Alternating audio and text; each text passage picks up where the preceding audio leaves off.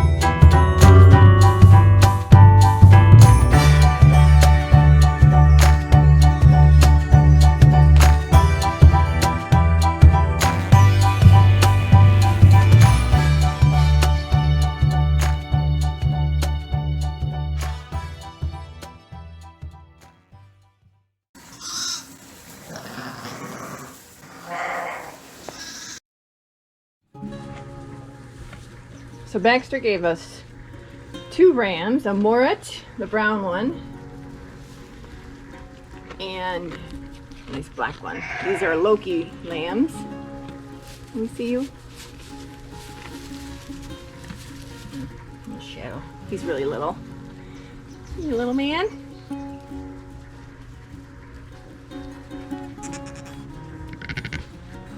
For some reason she always throws little lambs, but they catch up.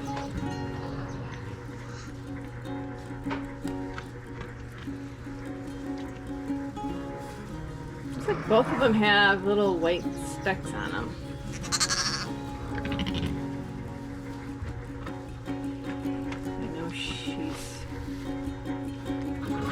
I can't remember if she has thrown spotted lambs before. Yeah. And this is Lakshmi. And she's a great cat mugget. She had a ewe and a ram, so nice to have broken the streak. And Lakshmi is one of the ones I rooed. So she's just got the slightest little bit of peach fuzz. And then I will roo the balance of her later on this summer. Early in the summer when I get all the other stuff done.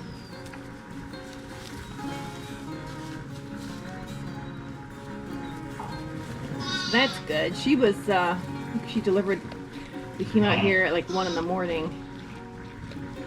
And she was having her babies. So she kind of kept us up, watching her in labor in the lamb cam.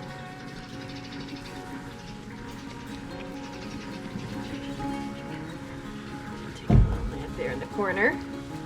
Meanwhile, there's lots of stuff going on, lots of lambs playing. I get to watch them through their little window.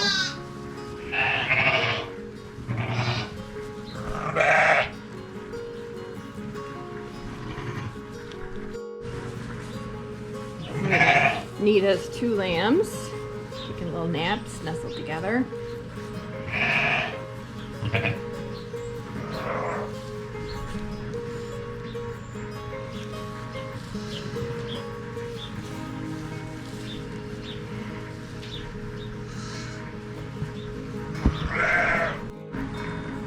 Yuki's ram.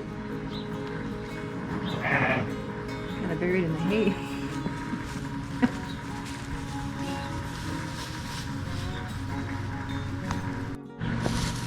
Oh, sorry. This is Saren's little girl.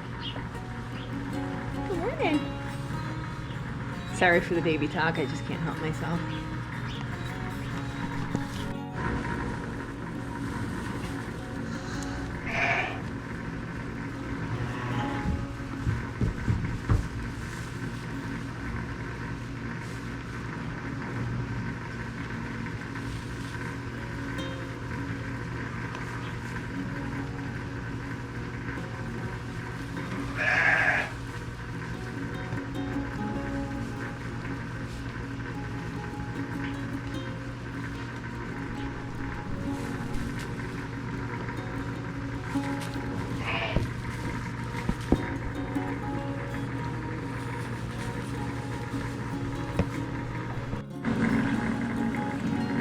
Audie's Ramland taking a nap.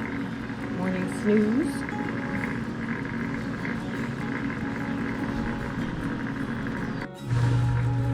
This is Brienne's ram man. I am the fawn cat mugget. Making some little nest.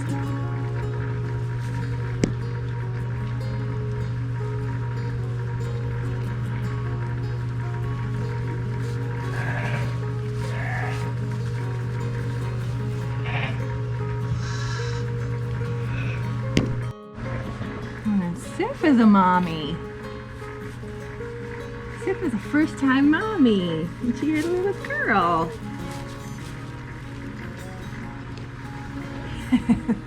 Beautiful, beautiful. Great cat mugget. Not exactly a mini-me.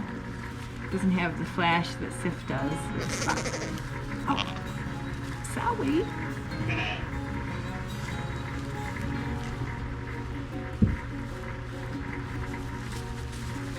Of me.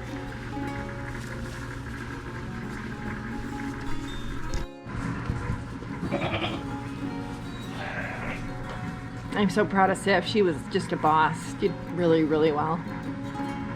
I was here for that one. She had her lamb at noon.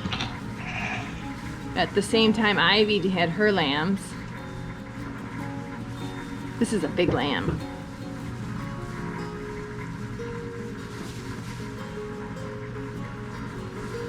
Good girl.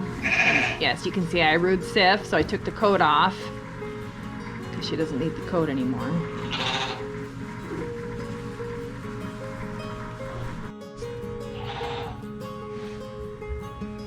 There's Tobia's ram. Mama hovering. So I'm getting questions because I made a comment that I'd prefer to have ewes than rams. So getting some questions about that. So for breeders, only need at most 5 rams at any one time, because when you register them, it's the sire and the dam, the male and the female. And every pen on the farm is 1 male to many females. So you have a lot more logistics options if you have more female lambs that you can, save for breeding. Another reason, rams, I prefer to have more ewes than rams, is you can't really have a lot of rams on the farm. They are aggressive and they're difficult to manage as they get older. Also, their fleeces as they get older are not as nice, in my opinion. They have an odor that's a little bit pungent, pretty pungent. So they're not as attractive for hand spinners, which is one of the sources of income for this farm.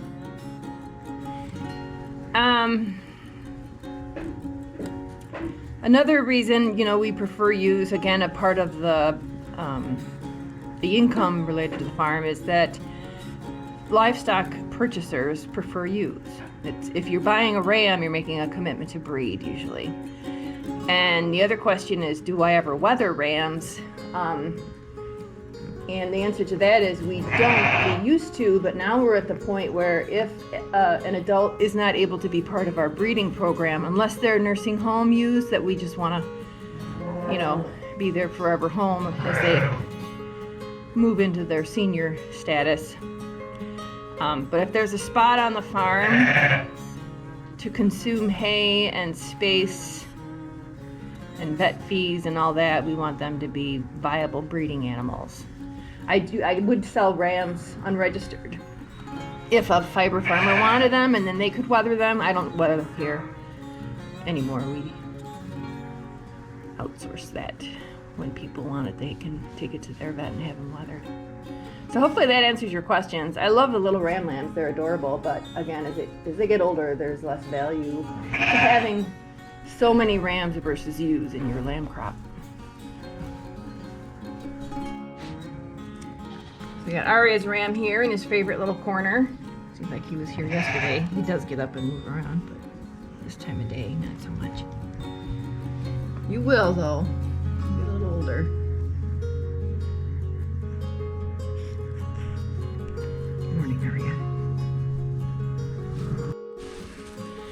So Ivy had her lambs the same time as Sif did yesterday around the noon hour. And this is her little ewe. A fawn catmugget ewe who came first, and then second, little Morit. Where are you go? Little quiet Morit ram there in the back. Let me see ya. Guess not. So Ivy's got a unique condition. Her udder is a little bit, I don't know, it's unusual, where the teeth like point straight down. The lambs have been kind of having a hard time finding them, so Rich and I are milking Ivy and then tube feeding the lambs for now. They're gonna pick it up. They'll pick up on it really quickly, but at this stage it's just safer, better bet to do it the way we're doing it. And Ivy, pretty protective mama, aren't you, with your beautiful face?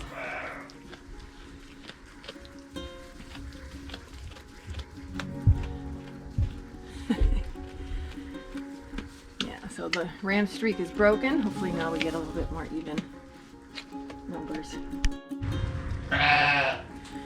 So the moms are nattering right now, and that's because I've opened up these two rooms for the lambs to play in, and it's almost, I call it a pasture practice. So the mothers are squawking.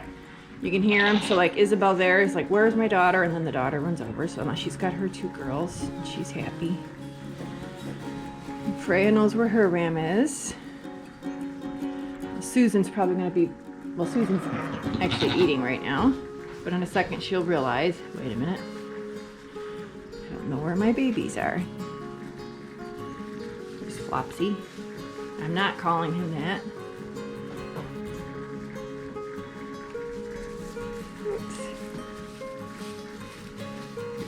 And so with this big open space, they really love to stretch their legs and develop their muscles, play, and I think the plural of lambs, like when you talk about a murder of crows or whatever, it should be a frolic of lambs. I coined that phrase last year when I was publishing these videos of the lambs playing.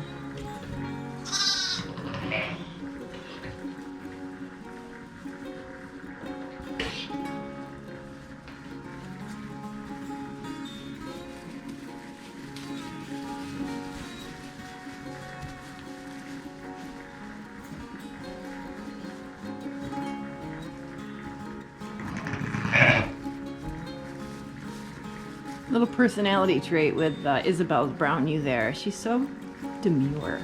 And look at how she kind of hangs by her mom and doesn't tear around with the gang. Yeah,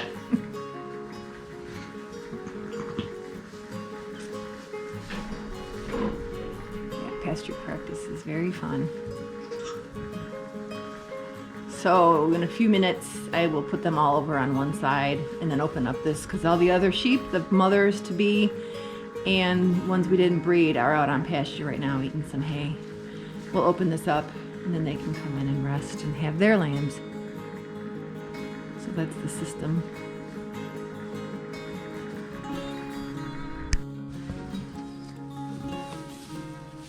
Remember ears, little babies? Good morning.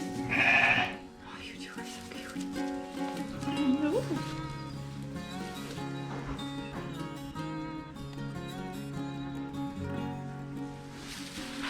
Oh, sorry.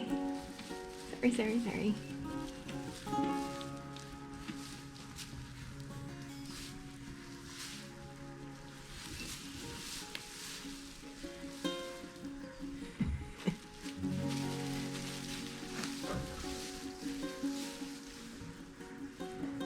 You guys hold on your ear.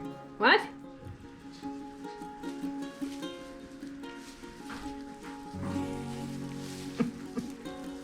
Good. And then Isabel's little rams. I like the dark ones. What? I don't know where he is. He's not over here. There he is. Go eat.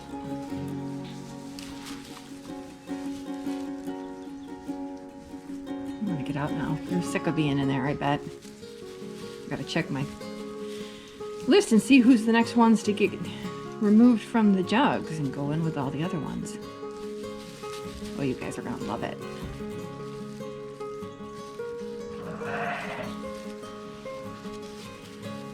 Before you guys make them friends.